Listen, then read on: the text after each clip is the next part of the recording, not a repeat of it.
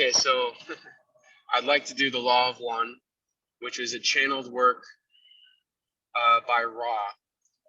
And I'm pulling this from memory as I gave you a little recap, but it was channeled, I think, in the 70s or 80s. There was 3 people involved. One was a transcribe, and there was a channeler, and then there was someone else. And this was like a big deal to them.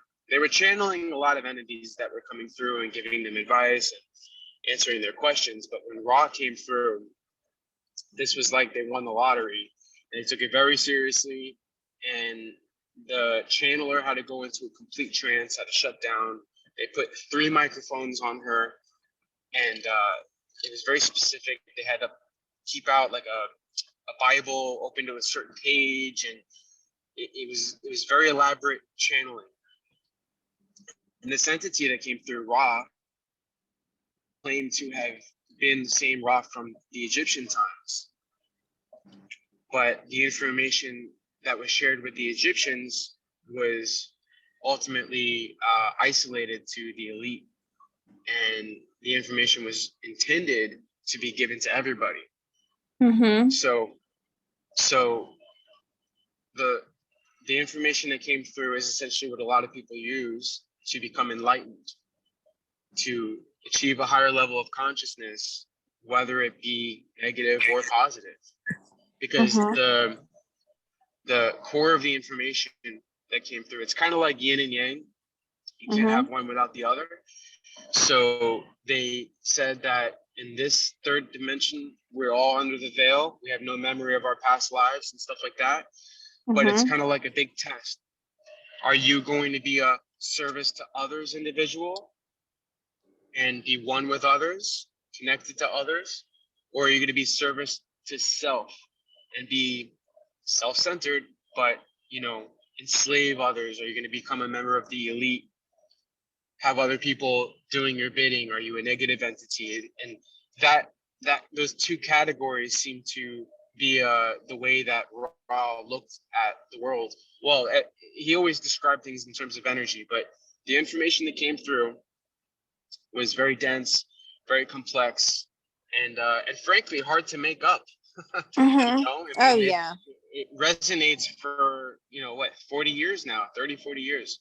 So I've never heard of these people. Yeah, I know you definitely didn't hear that. That's why I wanted to spring it on you a little bit. But Ra is an entity of a collective alien species from Venus, maybe a million years ago or more. An old 6th density, I believe, a 6th density being or collective, so and they have their own little backstory. So I would like to explore it. I don't know if you could channel Ra or reach out to Ra or do it that way, or if we would just deep mind probe the channeler, who I believe is deceased kind of recently.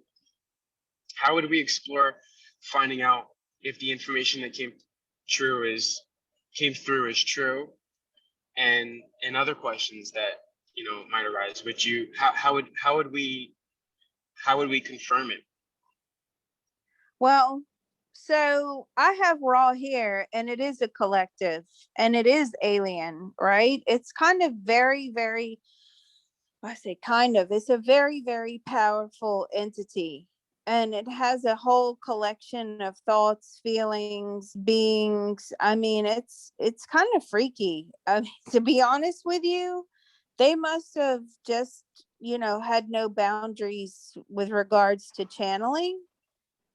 And I don't feel that it's a helpful being at all. Even though the information was put out there. But don't forget, when you're dealing with aliens and things like that, they can put information out there to gain your trust, and then they ultimately trick you. So I don't trust aliens at all. But yeah, so I mean, I have a female. Was it a female that, because it's attached to this Ra?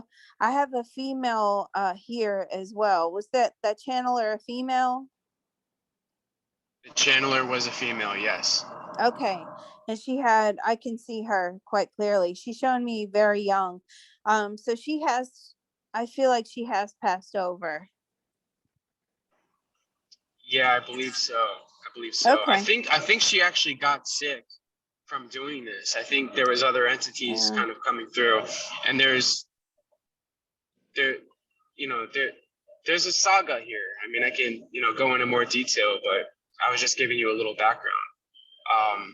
There was apparently negative entities trying to stop the information from coming through, hurting her. Well, yes, that can happen in any situation. That's why you have to be careful, and particularly with this scenario, because I mean, who's to say this isn't a negative entity? I feel it's neutral, but I don't feel it's positive. And that could be because of the combination of the collective, which is a combination of, like you said, yin and yang.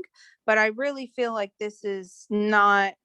So, for instance, when I'm channeling somebody, for a reading and I'm channeling their loved one, that's a positive affiliation there, and it's a positive reading.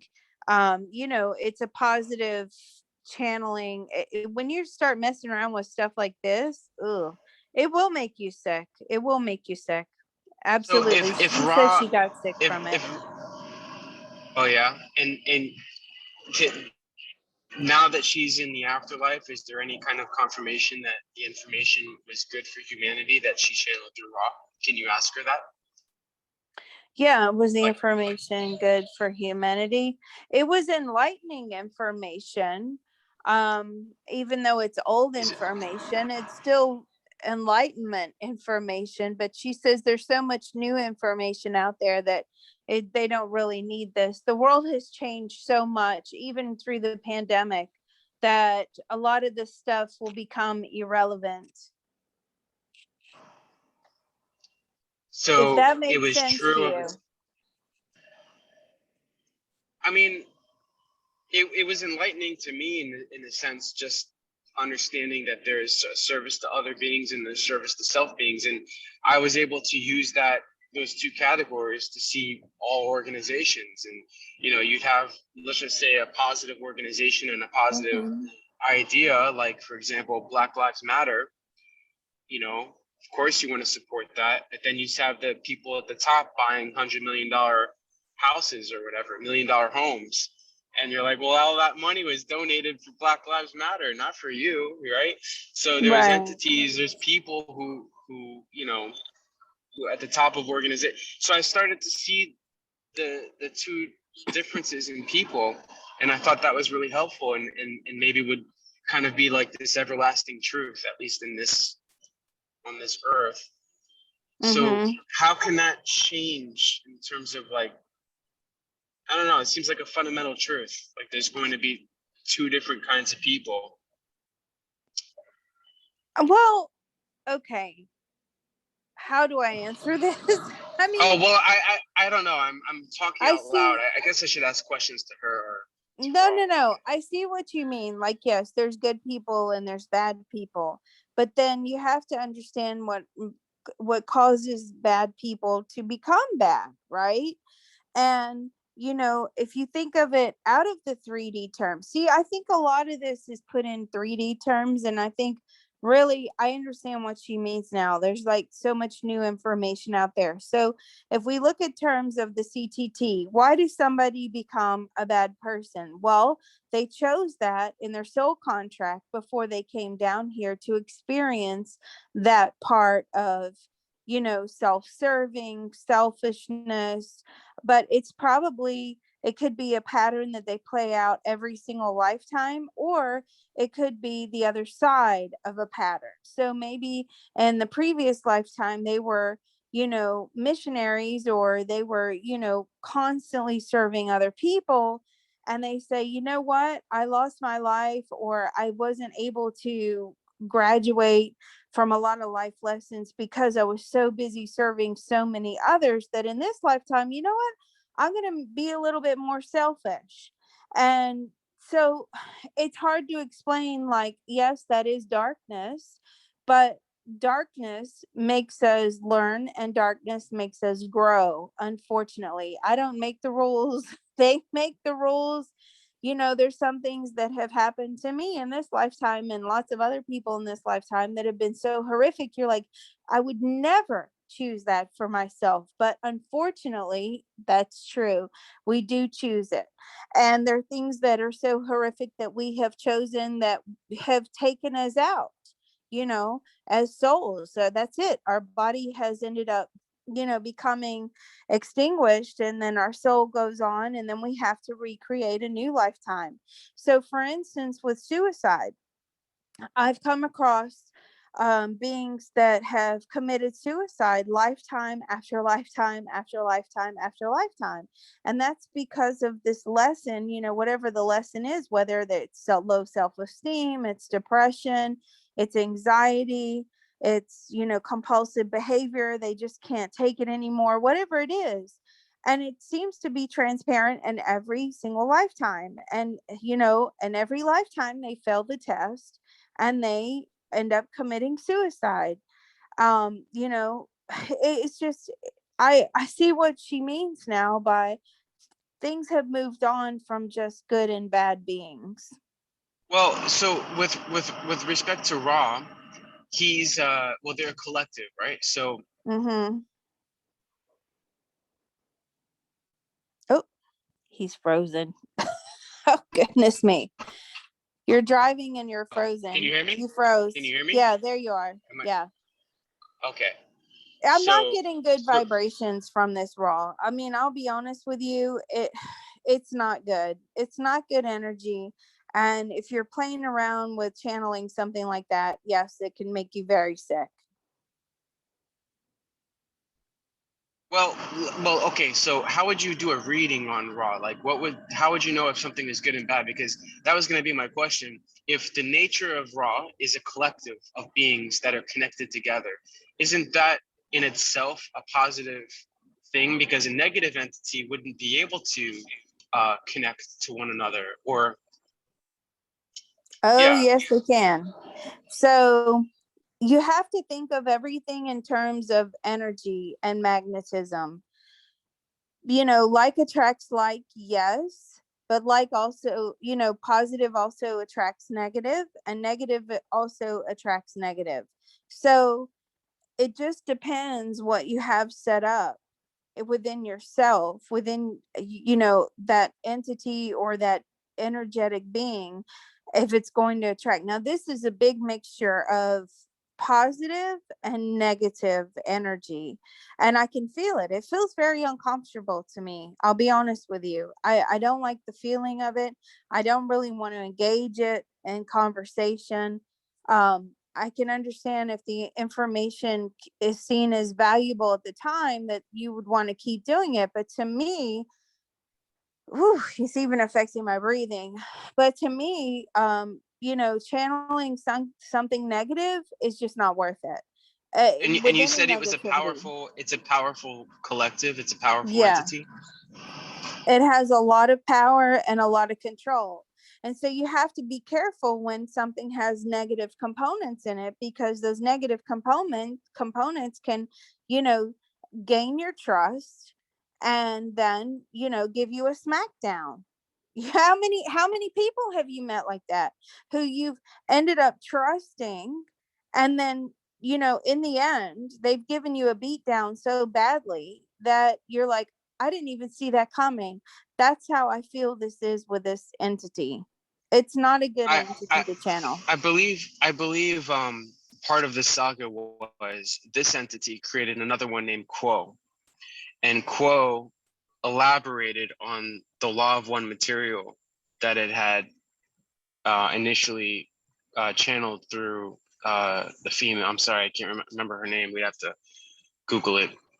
Um, so I don't know if Quo is like a separate, a living entity, or how would you say living, if it still exists, or if that's another Quo, alien entity. yes. Quo does exist, but it's not born from Raw. It's Oh, totally separate to Raw. And actually I feel like they're in a battle with one another. I don't know anything about this stuff, but I feel like these Quo two and Ra. entities, yeah, I feel like they're in some sort of war over who can be most popular. It's weird. Interesting. And what is the channeler? What's her name? What does the channeler think of of Quo and the information that came through with Quo? It seems to be better information and more, I feel like more simplified in a way, but and it seems to be a lighter sort of being. It doesn't seem to have that dark heaviness about it. I don't even know what this thing is, but yeah, I feel like these two are at war. But Raw, when Quo came around, it started taking power away from Raw, and then that's when that darkness started really becoming overwhelming. And of course, when you're channeling, excuse me, when you're channeling and you're forming energetic strands to these entities, if there's darkness or things in the entity, you're picking it up along these energetic strands. They're like information superhighway. So I can tell you that when I'm connecting to this Raw, whatever it is very uncomfortable. When I'm connecting to this Quo, it seems to be a lot more lighthearted, a lot more, I don't know, is it more spiritual? No, not necessarily, but it seems to have more positive energy than the other one. There's a guy on YouTube. His name is Atlas. I think his channel is Simulation, and he's an enlightened person. And he's in there and he interviews all these people. He's part of a group, and they're all experiencing bliss, enlightenment. And it took him 5 years, he said. And the law of one was one of something that facilitated one of the things that facilitated his enlightenment. Mm-hmm. So it just seems that the material is there, and it has something to it. It has, if someone else, I mean, I'm going by his testimony, but it seems like he's, either enlightened or schizophrenic. Well, those are problems that everyday psychic mediums face too. Schizophrenics follow psychics. Why do they follow psychics? Because they think that the voices that they hear are the same voices that a psychic medium hears. And then when I've had this happen so many times, when they come across someone like me and they're like, oh my God, you really are psychic. Oh my God, I now have to accept that I'm mentally ill. They come after psychic mediums. I mean, we have in London, when I roam around in the circles, we have training on this. And unfortunately, I came across it before I had the training on it, in our circles that we practice in, that are so much fun. It's just like we all get together, we're all mediums and we all have a cup of tea. No, is it like a seance? No, it's just we do different exercises to enhance our reading skills. It's not that we're learning to channel, it's that we're doing different exercises to show like what other modalities are out there, right? But the one of the things that we learned from the head medium who runs the particular circle that I'm in when I'm in London is that you always sit closest to the door if you're doing readings in person. That's why I don't do readings in person. And because when that happens, they're going to come after you, and it has happened time and time again. So I mean, is this guy schizophrenic? I definitely think he has some sort of I don't think something I not don't there. think so. Something's not right. I was making a joke. I was Oh. making a joke. I don't think Well, he is. I think he, I mean, of course, if you're going to go on the path to enlightenment, you have to have a certain, I couldn't imagine you'd have kids and a family and a job and all this stuff to do. So I'm sure there's some element of that where you have to be unique in that way. But he's running a great YouTube channel for many years, the podcast. and Mm-hmm. he's well spoken. He's organized. I mean, I don't see the schizophrenia. I was making a joke, but the Oh, point okay, is yeah. that the Well, I material didn't put see forth. any schizophrenic there, but there's definitely something there. I don't know what that All is. right. But the thing is, like, okay, you can read all these books, as the creator of CTT is a powerful believer in Ramtha, and other people channel, other deities and entities looking for that enlightenment. But I'll be honest with you, everybody's spiritual journey is different. It's very specific to themselves. So for me, I would think that the consciousness transformation techniques that we do is far more powerful and enlightening for the individual than trying to listen to the collective. Yes, okay, some of that makes sense, but then if you want to know, for instance, if you want to know, like, I had a session today, and I'm not going to name names, okay? But the mom, her mother was constantly bullied, constantly, and she had witnessed this bullying and this, victimizing of her mother her entire life, and it caused her to have this anxiety. And she could not understand, like, why her mother was always a target. She's a really nice person. So what we did is we went into a CTT session, and it turns out we connected with a past life where the mother was part of a tribe.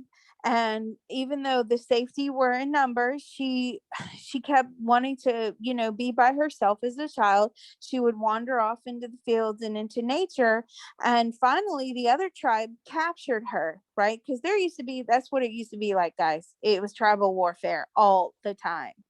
We're relatively nice beings to one another now compared to what we used to be. And so they held her hostage, knowing that the tribe would come looking for her. When the tribe came over into the other tribe's territory in order to find her, and they saw her tied up, they then killed her whole family. There was about 40 people in that tribe of hers, and they killed them all, right? Because that's what they did. And so she actually witnessed, this is her mother, she actually witnessed her entire family being killed, and then she was burned at the stake. Okay, so what does that mean? Well, it means in this lifetime, she has no boundaries. She ignores all the red flags. She allows people to mistreat her because she still felt insanely guilty from that lifetime of where she had ended up, because of her recklessness and her behavior and her, refusing to listen to her elders. She ended up getting the entire tribe killed, and she had never gotten over that. So she had lifetime after lifetime after lifetime of being a target, being bullied, and they had never forgiven her in their souls, and she had never forgiven herself, which is why it transpired that she allows people to treat her badly. So that's what I mean. And of course, we have to remove and clear all that energy out, but that's what I mean by enlightenment. Yes, in a collective, like these people that channel these beings, okay, that's great. But I feel like, because the spiritual journey is so specific to each individual, you would get more out of it if you understood your own path. You can listen to these people all day long and say, oh, that makes sense, but it's not actually going to alleviate your blockages in your own spiritual journey and your lifetime. Does that make sense? The CTT was really special when I did it, so I know it's it's. I actually want to ask you a question about the CTT, and then I want to go back to Raw and the Law of One. Okay, With you're CTT, buffled, by the way, just so you know. You're not coming through very clear. what about now? Is it better? No? Not really. How about now?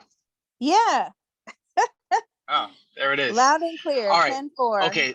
So, a quick question about CTT, and I want to get back into the Raw. So, in the Law of One, but is it possible to, let's say you had a collective of people, let's say in your group, let's say subscribe to you, right?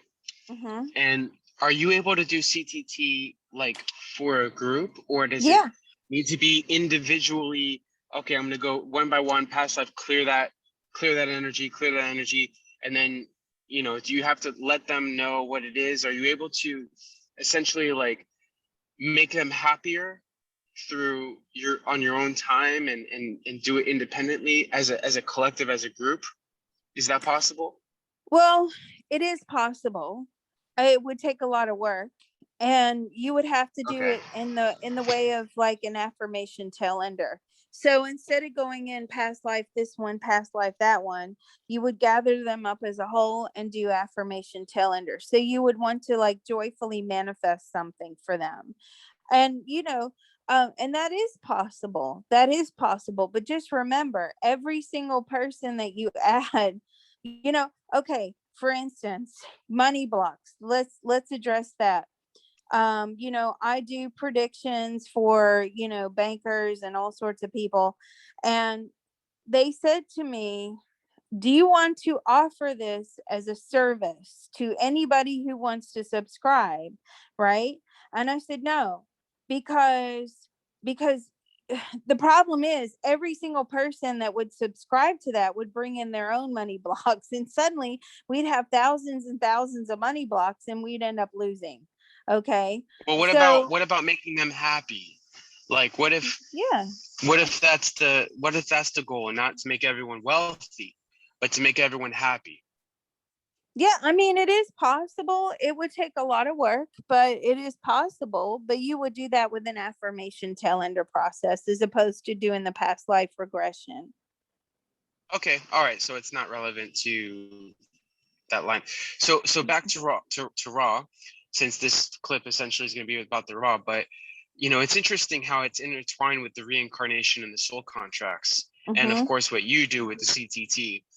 But so the law of one seems to benefit a lot of people, and I wonder if it's neutral in nature, where like a negative person could Mm-hmm. also use it as an instrument to further its own cause. That could be for the channeler.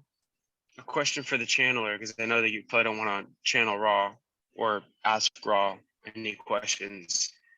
Does looking, well, she said it's old information. Can you ask her what Mm-hmm. would be new relevant information today? Yeah, so let me ask her, what would be more relevant. Well, okay, so what she's saying is because of the pandemic. Okay, so because of the pandemic, more people have become a lot more spiritual, and there's a bigger collective. And so these messages that are, because our issues are much more complex now, especially with like the virtual realities and, all kinds of things are online now.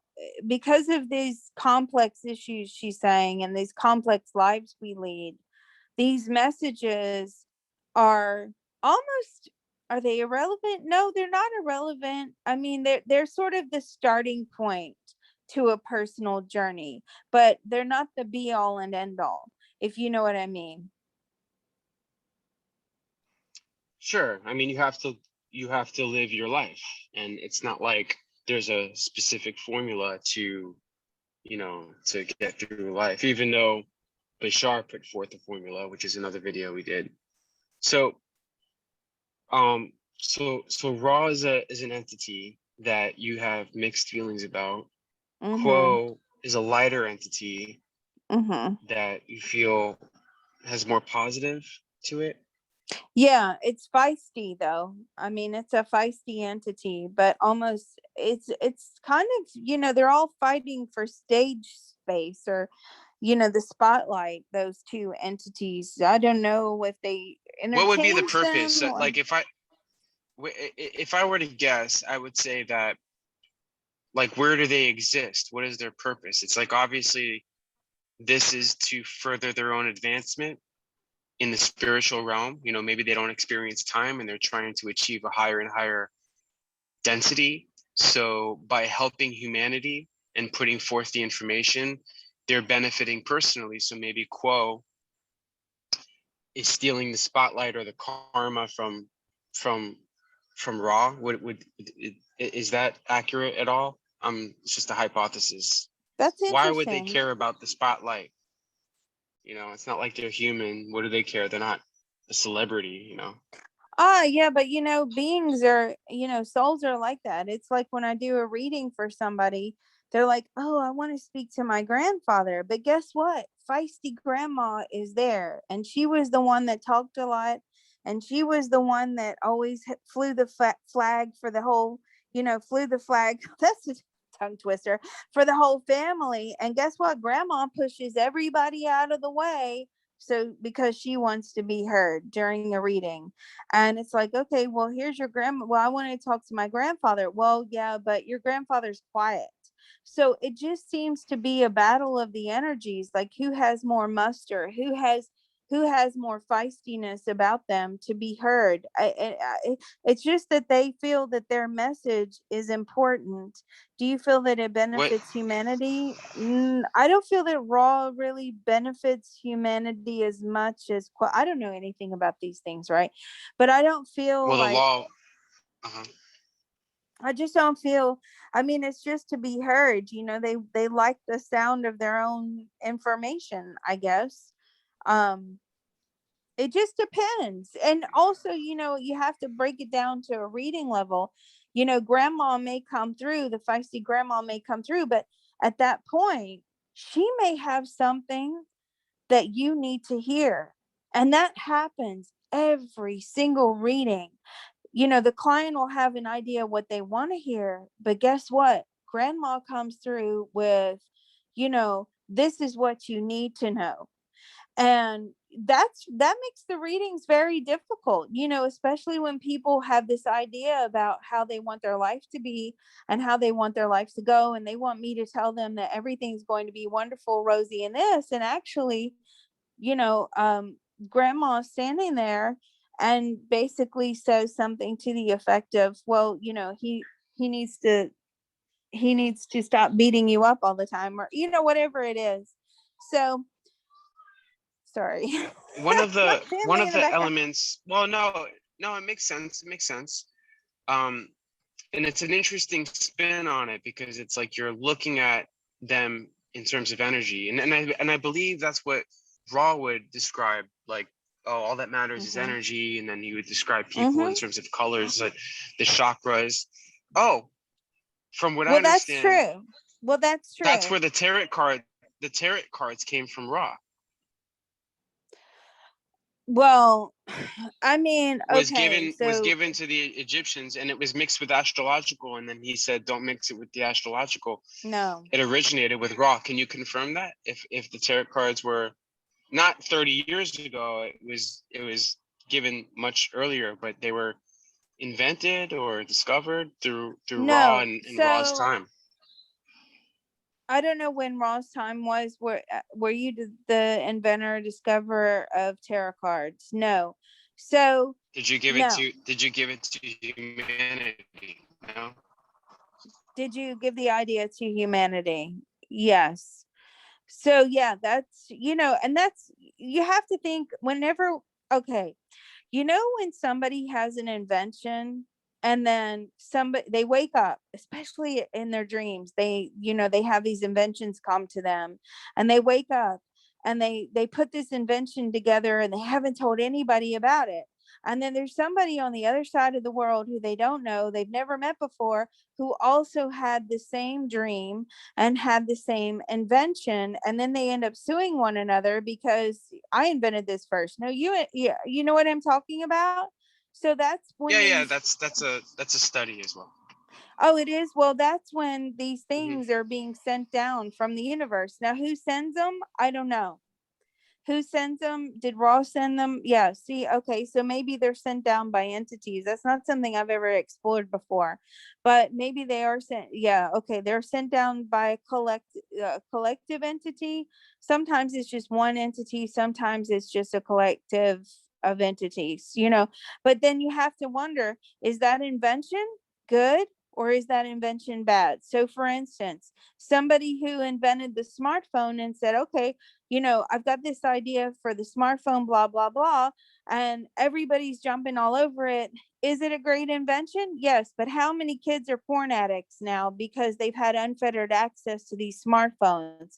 How many Right. people, these addicts, these gamblers, and, so is it a Yeah. good invention? Is it a bad invention? No, there's multiple things here. You know what I mean? Like, it's never just one clear cut thing. It's light and dark always. And so in a So what's your smartphone, take on tarot? Go ahead. well, I mean, if you just look at the smartphone invention, yeah, it's great for some people, but it's bad for kids. You know what I mean? Like, my kids don't have a smartphone, by the way. So just before you all say, oh, Liz, and you're rolling your eyes and whatever, my kids do not have a smartphone because I know how bad it is and it's creating all these process addictions. Why does that concern me? Because I do the CTT, and that CTT is an addiction removal process for people that do have addictions. And I'm like, how many kids are going to have these process addictions now?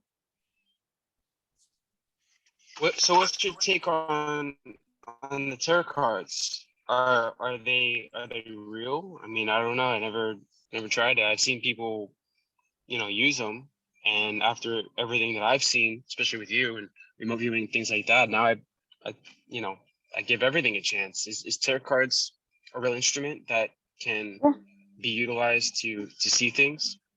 Yeah, you can read anything. Okay. Tarot cards, Mm-hmm. yes, they're an instrument, but it depends upon it's the reader. You know, anybody can learn to read tarot cards, right? So really, you want somebody who is getting messages from spirit or from wherever to put into that tarot card reading. If they're just saying, okay, this card represents blah, blah, blah, and they're not giving you any additional input, I mean, no. But you can read anything. Listen, this is what we do in the psychic circles in London. Okay. So they have this beautiful garden. And one day she told us to all go pick a flower or a leaf or something, whatever it was we wanted to pick in nature. So we all went into the garden. We all picked, some people picked a plant, some people picked a branch off a tree, some people picked a flower. And then we all read each other's flowers, and you can read anything. You can read anything. Mm. So yeah, I mean, tarot cards are a tool. They are a tool, but for me, I think if you're looking for you're paying money for it, right? If you're looking for a really, really good reading, you need a psychic medium. And a psychic medium, the only reason a psychic medium should be using tarot cards, I've said this before, is because the person receiving the reading does not like channeling the dead. So it's to make them feel comfortable. A psychic medium should not just be reading tarot cards. They should be channeling. They should be, doing everything. I mean, I do all sorts of stuff when I'm doing a reading. We do a bit of CTT work. We do channeling. We do psychic predictions. A lot of people bring their crypto lists and they start asking me, is this crypto good? Is that crypto great? So you can't do that with tarot cards. Do you see what I mean? You can't go into past lives Yeah. with tarot cards. You can't predict cryptos with tarot cards. You can't channel Right. grandma. It's like a flashlight. You don't see the whole, you need a spotlight, you need more tools. Um, so I got a final question for Rod. It's funny because I was so curious. Now I don't know what to ask of the channeler or of Raw of Quo, but from what I understand, they're part of a network of the Confederation of Planets, or the Confederation of there, all the different alien groups that link up to be of positive of nature. Mm-hmm. I'm trying to pull it from memory, but is Raw a member of the Confederation? Yes. Yes, it is. And It seems to be a collective. I'm talking like hundreds and hundreds of different things here, energies in this collective. And even as I'm talking to it again, my breathing is, you can hear it's like heavy. It's a really heavy energy. I don't like it. I mean, what is its purpose with the Confederation? Does it seek to influence choices? Does it have a It's positive it's approach? to make them more powerful. It's kind of like what I said in the beginning. They like to gain your trust. All these people channeling aliens, you know, okay, the information may be good, but do you really want to trust something that much that has that much power? Personally, Well, I don't. yeah, one of the perspectives that it brings forth is like we all have our souls and our soul journeys, but they they say as an exercise to like all of consciousness is essentially the creator. Like we're all wearing a costume. So, Mm-hmm. you and I are the same person, but you are like the Liz version of the creator, and I am the Craig version of the creator. So when you see other people and you look in their eyes, if you see the creator, you're going to be more open and more, open up those heart chakras and open up that openness. Um, And let people treat so, you badly.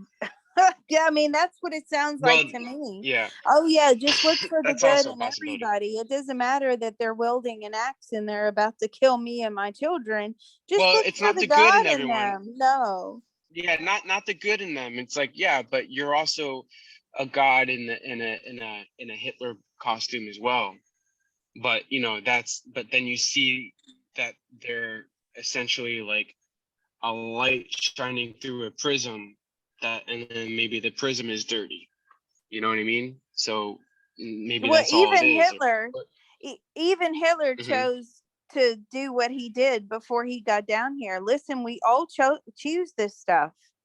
Okay. mhm, Serial mhm, killers, serial rapists, child predators, all the dregs of society that we don't want around us, and it's impossible to see the good in them. I mean, I praise the people that can see good in these people, but for me, I have boundaries and I pay attention to the red flags. I'm sorry, I'm not going to do that. But yeah, I mean, at the end of the day, we all came from source in whatever lifetime we've chosen to come down and experience. I mean, if you look at it that way, but again, then you have to bring yourself back into the 3D world, which is, okay, that person can harm me. You know what I mean? Like, yeah, what they're saying is true, but I think when you start, people will try to actually look for the good and these broken souls in these broken lifetimes. For me, no, I'm sorry. I like myself and my family too much. I'm not going to go looking for good mhm. in a serial killer, which brings me to my next my next video, which is why serial killers harm animals. Mhm. So I guess That's we should make a interesting. new video for that one. Anyway, if you want to book Yeah, a that reading sounds with good. me, find me on remoteviewingandbeyond.com and also on Patreon, Remote Viewing and Beyond. Look, guys, it's $5 a month to be on Patreon. You get a Mhm. lot for it. Yeah, and I recommend the CTT with Liz. I do it often, and I put it up on YouTube so people can see what it is. It's a it's a strange phenomenon, but I can pretty much guarantee you're gonna notice that something works. Something happens. All Absolutely. right, so is there anything else with Raw? I mean, I ran out of questions, but it just seems that you keep these alien entities at arm's length when other people kind of bring them Yeah. in, Yeah, and well, that's because why they it's get it's sick. curious. That's why they get sick. Listen, you highlighted it. When people are channeling these alien beings, and I've said this time and time again, you're forming an energy strand. I immediately felt like very low vibrational energy. I felt, ugh, guys, all of that filaments from these entities that you guys want to channel, these people want to channel. I put a caution in there. You will get sick. Do you want to actually modify, your with the vibrations can modify your cells and modify your DNA strands. So when you are, the cell is replicating and it creates a diseased or damaged cell because there's some sort of glitch going on in the DNA. Me personally, no, I don't want to do that. And that's what happens when you're channeling these beings on a consistent, regular basis for a long periods of time. You're picking up all of their filaments, you're picking up their low vibrations. No, if it's not vibrating on a high level, I don't want to know.